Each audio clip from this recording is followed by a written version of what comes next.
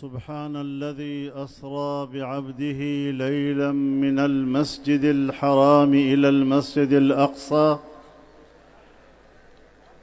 والحمد لله الذي هدانا لهذا وما كنا لنهتدي لولا أن هدانا الله والصلاة والسلام على سيدنا محمد وعلى آله وصحبه ومن والاه اما بعد. جناب صدر محترم، اکابر علماء کرام، زعماء قوم، بزرگان ملت، میرے دوستوں، میرے بھائیوں، سندھ دھرتی کے جوانوں، آج کے حیدرآباد کے اس فقید المثال اجتماع کے انعقاد پر میں آپ تمام دوستوں کو، شرکائے اجتماع کو اور سندھ کی جمعیت علماء کو مبارکباد پیش کرتا ہوں۔ میرے محترم دوستو، جمعیت علماء اسلام کے ان اجتماعات کا سلسلہ پورے ملک میں جاری ہے۔ ہم نے کراچی میں جلسہ کیا اور تاریخ کا سب سے بڑا اجتماع تھا۔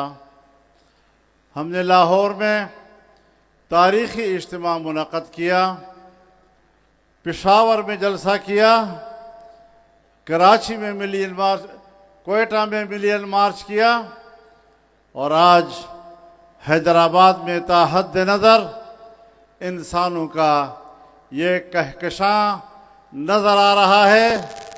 میں سمجھتا ہوں کہ یہ ایک پیغام ہے، دنیا کو پیغام ہے، انسانیت کو پیغام ہے کہ جہاں آج پوری دنیا میں بدامنی ہے، ہر طرف جنگ کے شعلے بھڑک رہے ہیں، آسمان سے بارود برس رہا ہے، میرے مسلمان بھائی اس میں جھلس رہے ہیں۔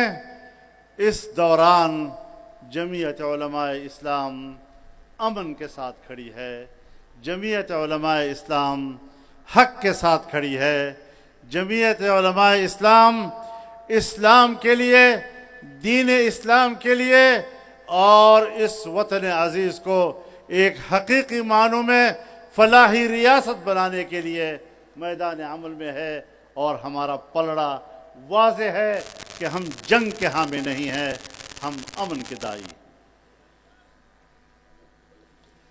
میرے محترم دوستو، یقیناً ہمارے سندھ کو، سندھ کے عوام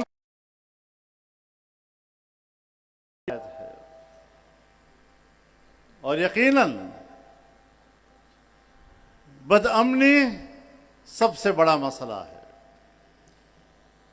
اگر امن نہیں ہے تو معیشت نہیں ہے، اگر امن نہیں ہے تو کاروبار نہیں ہے، اگر امن نہیں ہے تو تعلیم نہیں ہے، اگر امن نہیں ہے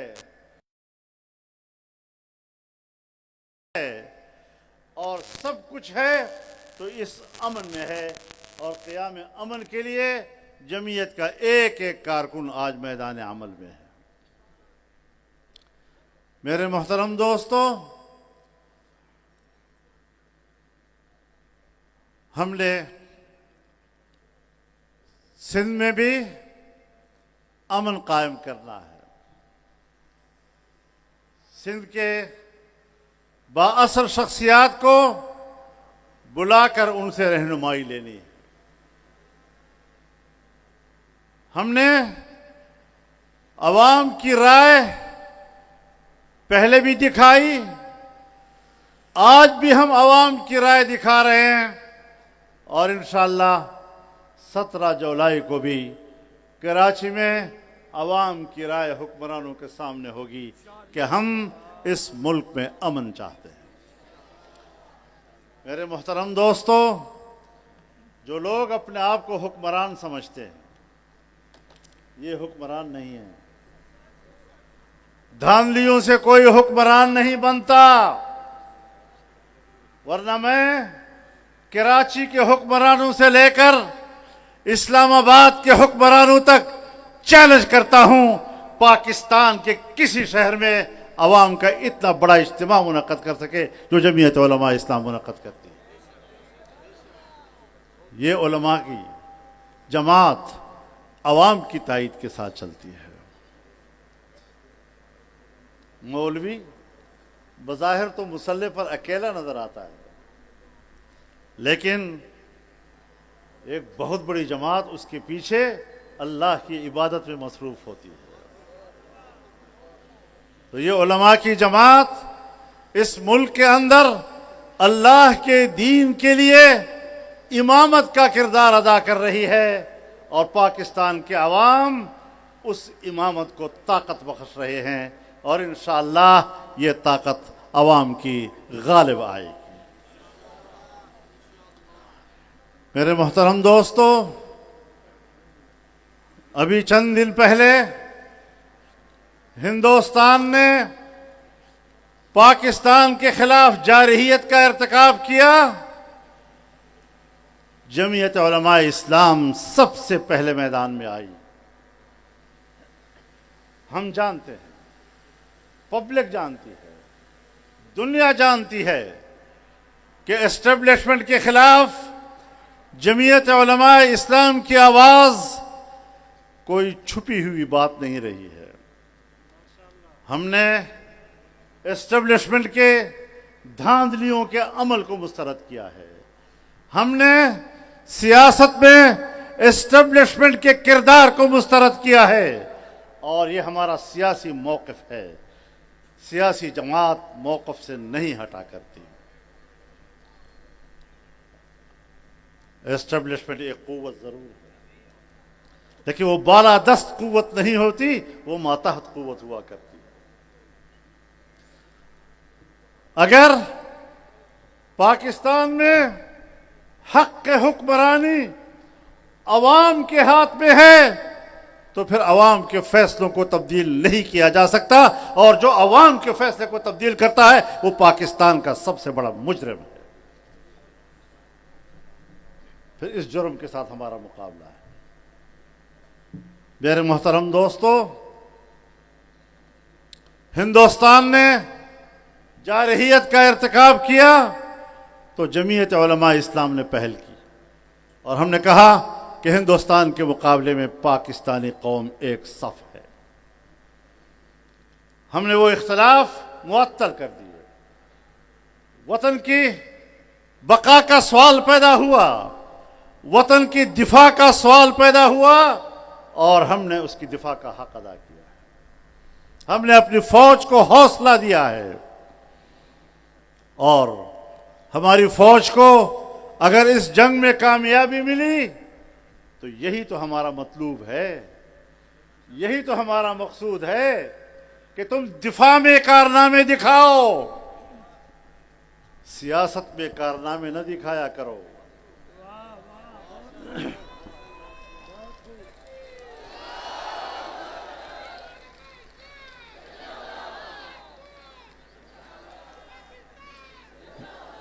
دفاع کے لیے کردار ادا کرو گے، ہم تاج کی طرح سر پہ رکھیں گے تمہیں، لیکن زبردستی سر پہ بیٹھنے کی کوشش کرو گے تو ہم ٹکنے بھی نہیں دیں گے۔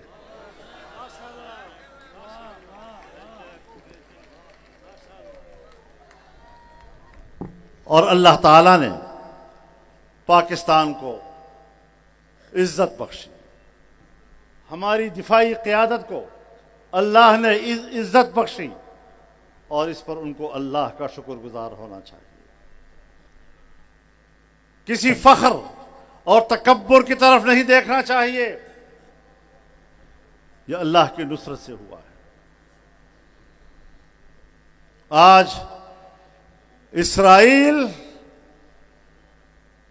جو صرف عرب دنیا میں نہیں بلکہ اسلامی دنیا کے اندر ایک ناسور کی حیثیت رکھتا ہے، اور برطانوی سامراج نے اسرائیل کا خنجر جو عربوں کی پیٹھ میں گھونپا، آج بھی اس سے خون رس رہا ہے، لیکن انشاءاللہ اسرائیل کو اپنا خون چاٹنا پڑے گا اور وہ اسلامی دنیا پر دسترس حاصل نہیں کر سکے گا۔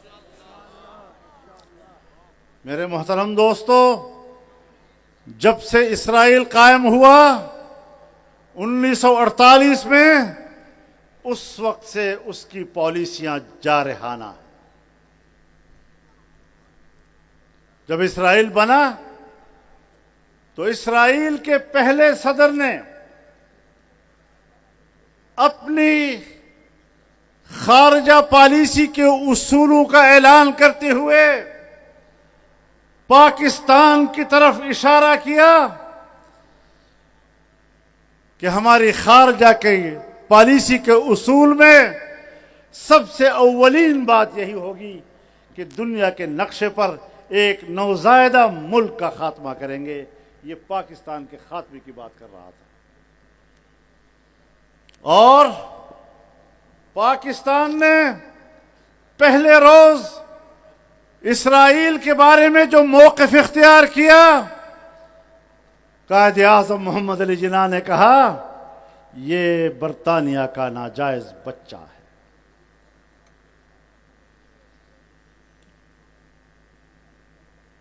اس نے سن 1967 میں عرب دنیا پر حملہ کیا، غزہ کی پٹی، اردن کے مغربی کنارے، صحرائے سینا، گولان کی پہاڑیاں، ان پر قبضہ کیا، لیکن امریکہ اور یورپ کی پشت پناہی میں کیا تھا۔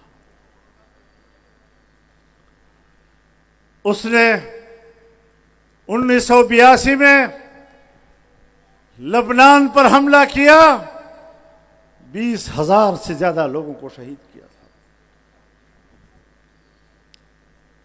لاکھوں گھر بے گھر ہو گئے تھے۔ مسلسل اس نے فلسطین پر حملے کیے،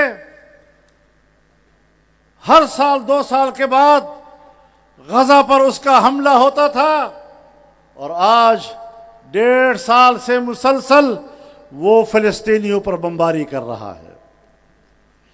60,000 سے زیادہ فلسطینی شہید ہو چکے ہیں، جس میں اکثریت چھوٹے بچوں کی ہے، خواتین کی ہے، بوڑھوں کی ہے، عام شہریوں کی ہے۔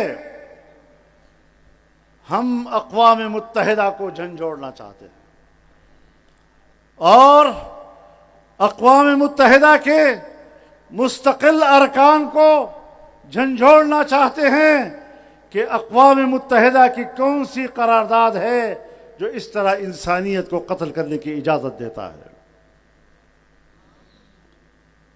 اقوام متحدہ ایک بےمانی قسم کا ادارہ بن گیا ہے۔ اقوام متحدہ آج امریکہ کی لونڈی ہے، اور جیسے امریکہ اس کو ہانکے اسی طرح کے فیصلے کرتی ہے، اور حق پر مبنی، اس کے قراردادوں پر مبنی اگر فیصلے قراردادیں آتی ہیں تو امریکہ ہی اس کو ویٹو کرتا ہے۔ یہ ساری چیزیں تاریخ کا حصہ ہیں، ناقابل تردید حقائق ہیں۔ عام انسانیت کو قتل کرنا، ایک قوم کی نسل کشی کرنا، کیا یہ انسانی جرم نہیں؟ کیا یہ جنگی جرم نہیں ہے؟ اور میں سمجھتا ہوں کہ نیتن اس وقت ایک جنگی مجرم ہے اور عالمی عدالت انصاف نے اس کو مجرم قرار دیا ہے، اس کو گرفتار کرنے کا حکم دیا ہے۔ کسی بھی ملک سے اگر وہ پرواز کرے گا، اس ملک پر لازم ہوگا کہ وہ اس کے جہاز کو اتارے اور اس کو گرفتار کرے، لیکن اس کے باوجود وہ امریکہ بھی جاتا ہے، یورپ میں بھی جاتا ہے، اور کوئی ملک عالمی عدالت انصاف کے فیصلے پر عمل درآمد کے لیے تیار نہیں ہے۔ اقوام متحدہ نے سن 1967 کے اسرائیلی قبضے کو ناجائز کہا ہے اور ان علاقوں کو متنازع قرار دیا ہے، لیکن آج بھی اس پر کوئی عمل درآمد نہیں ہو رہا۔ اگر کویت پر صدام حسین قبضہ کرتا ہے تو امریکہ اور یورپ لاؤ لشکر کے ساتھ عراق میں اتر جاتے ہیں، صدام حسین کو گرفتار کرتے ہیں اور انسانی جرم کی بنیاد پر ان کو پھانسی پہ لٹکاتے ہیں، اس کی پارٹی کو پھانسی پہ لٹکاتے ہیں۔ وہ تو اس کے اشیر بھی نہ تھا جو آج ہو رہا ہے۔ کب تک انسانیت سوتی رہے گی؟ اور جمعیت علماء اسلام آج یہ فرض نبھا رہا ہے کہ وہ دنیا کو جھنجھوڑ رہی ہے، امت مسلمہ اور ان کے حکمرانوں کو بتا رہی ہے کہ آج اگر فلسطین کی باری ہے، اس کے بعد پھر اگر لبنان کی باری ہے، اور آج اگر ایران کی باری ہے، تو کل کس کی باری ہو سکتی ہے؟ یا سعودی عرب کی باری ہو سکتی ہے اور یا پاکستان کی باری ہو سکتی ہے۔ نعرہ تکبیر! مرد آباد مرد آباد! مرد آباد مرد آباد! میں اعلان کرتا ہوں کہ جس طرح آج ہم مسجد اقصی کی آزادی کے لیے فلسطینیوں کے شانہ بشانہ کھڑے ہیں، عرب دنیا کے شانہ بشانہ کھڑے ہیں، اگر حرمین الشریفین کی طرف انہوں نے پیش رفت کی تو دنیا کا ہر مسلمان حرمین کی حفاظت کے لیے میدان میں اترے گا، قربانیاں دے گا، اپنا خون بہائے گا، لیکن سرزمین عرب اور حرمین الشریفین پر اتنا پاک قدم کو آنے کی اجازت نہیں دے سکے گا۔ نعرہ تکبیر! حرمت رسول پر!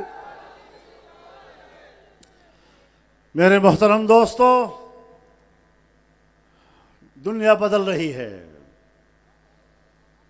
اسلامی دنیا 25 سال سے نشانے پہ ہے اور آج بھی اسلامی دنیا کو عقل نہیں آ رہی ہے۔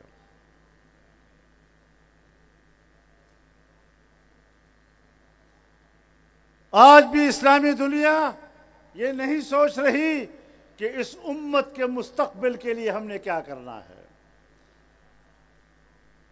ہر ایک اپنی الگ سی کوئی ہانڈی پکا رہا ہے اور اس امید میں کہ میں اس ہانڈی کا گوشت کھاؤں گا، لیکن جب گوشت کھانے کا مرحلہ آئے گا تو نہ آپ ہوں گے نہ آپ کی ہانڈی ہوگی۔ کچھ احساس کرو، کچھ سوچو ذرا۔ ایران اسلامی برادری کا حصہ ہے اور ایران پر اسرائیل کے جارحانہ حملے کی ہم صرف مذمت نہیں کر رہے، ہم ایران کے ساتھ شانہ بشانہ کھڑے ہونے کا اعلان کر رہے ہیں۔ نعرہ تکبیر!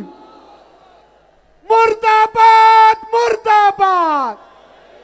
اسرائیل کا جو یار ہے۔ میرے محترم دوستو، آج اس ملک میں عوام کی حکومت نہیں ہے۔ حکمران بزام خیش خود کو حکمران سمجھ رہے ہیں، لیکن خدا ان حکمرانوں کی حالت کسی گھر کے نوکر کی طرح بھی نہ کر دیں. ان حکمرانوں سے کسی خیر کی توقع نہیں ہے. اگر امن برپا کرنا ہے تو اس ملک پر جمعیت علماء کی حکمرانی کی ضرورت ہوگی. اگر ملک کی معیشت کو بہتر کرنا ہے تو جمعیت علماء کی حکمرانی کی ضرورت ہوگی. اگر کرپشن کا خاتمہ کرنا ہے تو جمعیت علماء کے بغیر ممکن نہیں ہے. سندھ کی حکومت یا بیچی گئی ہے یا خریدی گئی. بلوچستان کی حکومت یا بیچی گئی ہے یا خریدی گئی. خیبر پختونخوا کی حکومت یا بیچی گئی ہے یا خریدی گئی. اور پنجاب کا تو اللہ ہی مالک. میں فوج سے بھی کہنا چاہتا ہوں, اپنی عسکری قیادت سے کہنا چاہتا ہوں, اور ان کی خیر خواہی میں کہنا چاہتا ہوں کہ آج پاکستان کی کوئی بااثر سیاسی شخصیت ان کے پشت پر نہیں نظر آ رہی. اور اگر پاکستان کی بااثر سیاسی شخصیات کسی فوج کے پشت پر نہ ہو, وہ فوج جنگ بھی نہیں لڑ سکتی. اگر ہماری فوج نے جنگ لڑنی ہے تو جس طرح جمعیت علماء نے کہا آؤ آج ہم ایک صف ہیں, اور اس ایک صف نے کسی ایک طرف سے بھی فوج کے خلاف آواز بلند نہیں ہونے دی. اس نے یکجہتی کا مظاہرہ کیا, قومی یکجہتی کا مظاہرہ کیا. لیکن آج اگر خیبر پختونخوا کی طرف جائیں تو وہاں امن و امان نام کی کوئی چیز نہیں, اور امن و امان تو دور کی بات, کوئی حکومت ہی نظر نہیں آ رہی. مسلح لوگ عام شہراؤں پر گرجتے برستے نظر آ رہے ہیں, اور بلوچستان میں بھی حکومت کی کوئی ریٹ نہیں. ان حالات سے ملک کو کیسے نکالنا ہے؟ جب تک لوگ حکمران پہ اعتماد نہیں کریں گے, جب تک ایک قابل اعتماد حکومت ملک میں نہیں ہوگی, کبھی آپ اعتماد کی فضا نہیں پیدا کر سکتے, کبھی آپ ایک پرامن ماحول نہیں پیدا کر سکتے, اور پھر کبھی آپ صحیح بجٹ بھی نہیں دے سکتے. ہم نے بھی ایک بار پھر بجٹ پاس کر لیا, اور کس کا بجٹ ہے؟ وہ ایک لطیفہ کسی نے سنایا, اس دن لطیفہ سنایا کہ زرداری صاحب ناراض ہو گئے اور شہباز شریف صاحب سے کہا کہ میں ناراض ہوں, آپ نے بجٹ تیار کیا اور ہمیں پوچھا تک نہیں. بیٹھے آپس میں, بھائی جان آپ کیوں ناراض ہیں؟ جی آپ عجیب لوگ ہیں, ہم آپ کے ساتھ حکومت میں شامل ہیں اور آپ بجٹ بنا رہے ہیں اور ہمیں پوچھتے تک نہیں ہو. تو شہباز شریف صاحب نے کہا کہ مجھے کس نے پوچھا ہے؟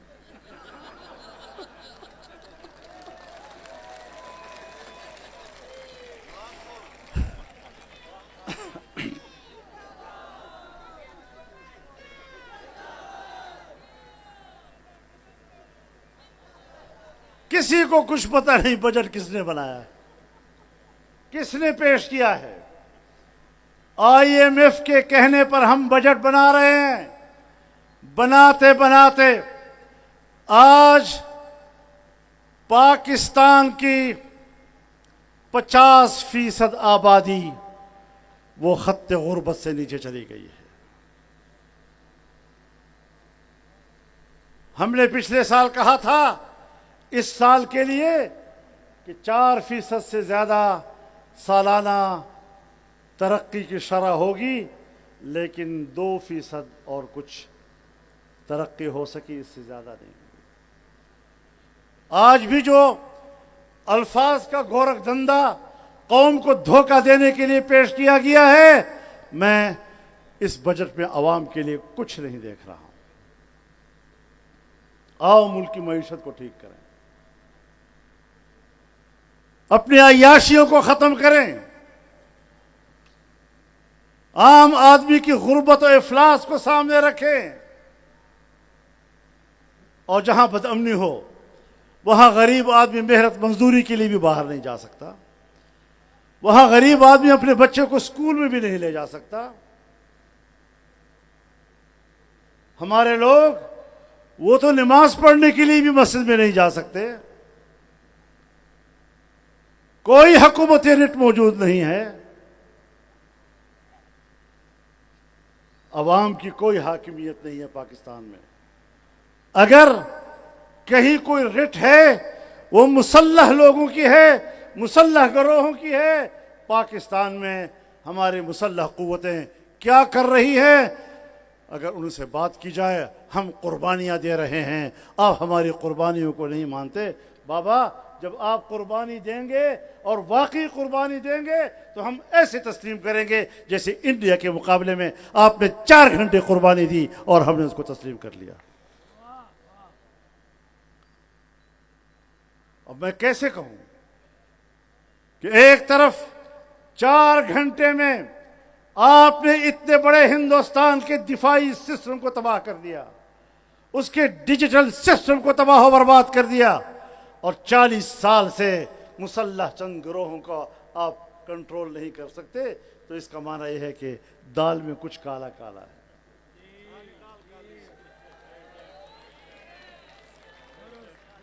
ہمارے ساتھی کہہ رہے ہیں ساری دال کالی لگتی ہے۔ تو میرے محترم دوستو، یہ وہ مسائل ہیں جو آپ کے سامنے ہیں، اور جس کے لیے آپ تا حد نظر پورے ملک میں جمع ہوتے ہیں جمعیت علماء کی آواز پر۔ صرف اجتماع مقصود نہیں ہے، آنے والا پروگرام طے کرنا ہے۔ اور ہم آج بھی کہنا چاہتے ہیں کہ ہمیں دوبارہ اسلام آباد جانے پہ مجبور مت کرو۔ نعرہ تکبیر، لبیک لبیک لبیک لبیک، قاعدہ اشارہ کوا۔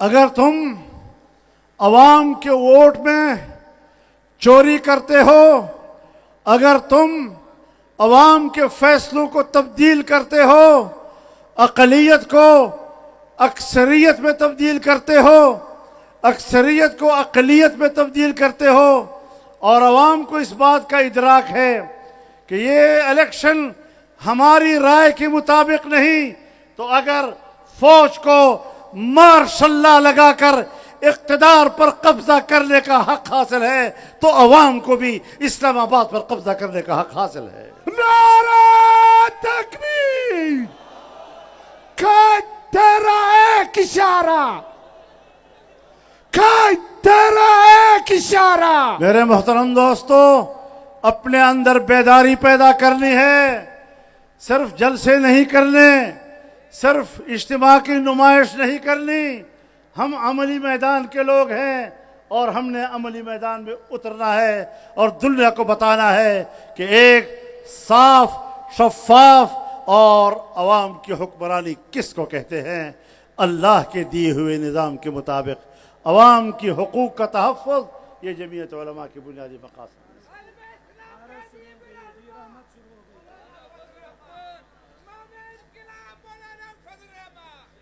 اسلام دین رحمت ہے، صرف قرآن کریم کی تلاوت کا نام نہیں، صرف مسجد میں 2 سجدے لگانے کا نام نہیں، صرف رمضان کے روزے رکھنے کا نام نہیں۔ اسلام عدل و انصاف کا نظام ہے، اسلام حقوق کا نظام ہے، اسلام انسانی حقوق کے تحفظ کا نام ہے، اور انشاءاللہ اس نظام کو برپا کرنے کے لیے پھر عوام نکلے گا۔ میں عوام کا لفظ استعمال کر رہا ہوں. جمعیت علماء کے جلسے ملک میں ہو رہے ہیں، یہ سب بتا رہے ہیں کہ پاکستان کا عوام کیا چاہتا ہے. نعرہ تکبیر. قائد ملت اسلامیہ حضرت مولانا فضل الرحمان، قائد تیری امامت کو. اب میرے محترم دوستو، دوسری جماعتوں کی حمایتیں ختم ہو چکی ہیں. اب اگر امید ہے تو جمعیت علماء سے لوگوں کی امید قائم ہے، اور انشاءاللہ ہم عوام کی امید پر پورا اتریں گے. قانون اور آئین کی حکمرانی ہوگی تو وہ جمعیت علماء کے ہاتھ سے ہوگی. اقتصادی بہتری ہوگی تو وہ جمعیت علماء کی طرف سے ہوگی، جو دیندار بھی ہیں اور وہ کرپشن بھی نہیں کیا کرتے. انشاءاللہ العزیز اب وہ دور دور نہیں ہے. ہم نے آگے بڑھنا ہے، رائے عامہ کو ہموار کرنا ہے، ملکی نظام کو بہتر کرنا ہے، اور اداروں کو بتلانا ہے کہ آپ کو عوام کی خواہشات کے مطابق چلنا ہوگا. آپ کو اللہ کے احکامات کو سامنے رکھتے ہوئے چلنا ہوگا، اور امن کے قیام کی طرف ہمیں بڑھنا ہوگا. امن تبھی آئے گا جب ملک کے اندر انصاف کی حکمرانی ہوگی. اللہ تعالی ہمیں کامیابی نصیب فرمائے، اور اللہ ہر میدان میں ہمارا حامی و ناصر ہو. وآخر دعوانا ان الحمد للہ رب العالمین.